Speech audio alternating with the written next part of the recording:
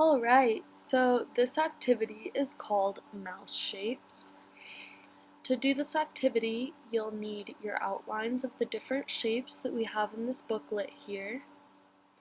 We'll also need our little baggie of foamies with different shapes and colors, and you'll also need your mouse shapes book. So in this book, the mice find different shapes and they decide to begin to use them to make new shapes.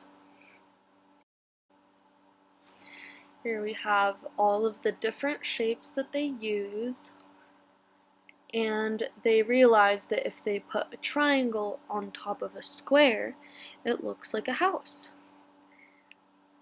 And then if they put a tall triangle on top of a rectangle, it looks like a tree, and the circle looks like a sun.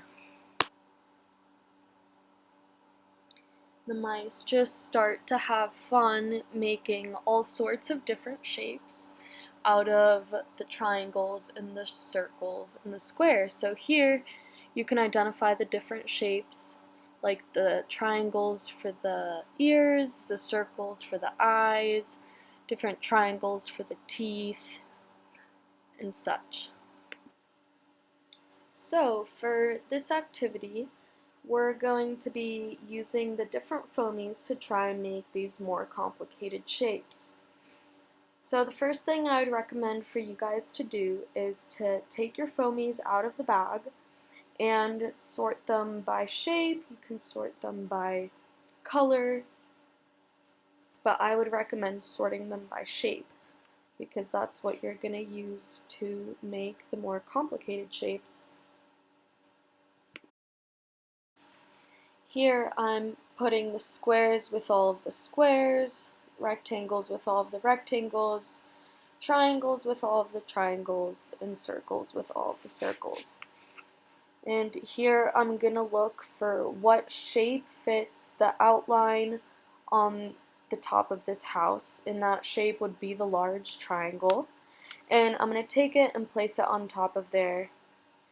And then I'm going to choose one of these large circles and also place it on top of the outline.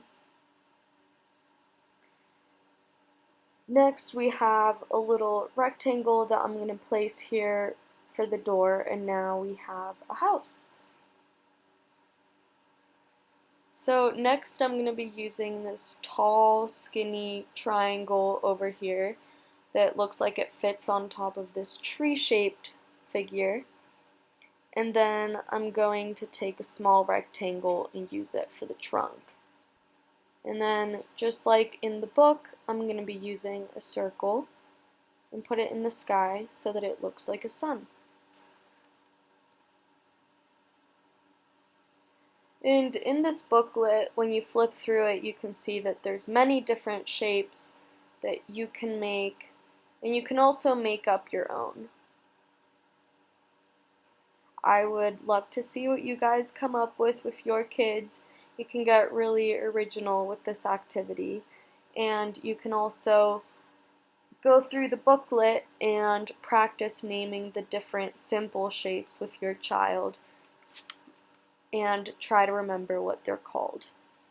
So I hope you guys have fun with this activity, and I would love to see pictures of what you guys come up with.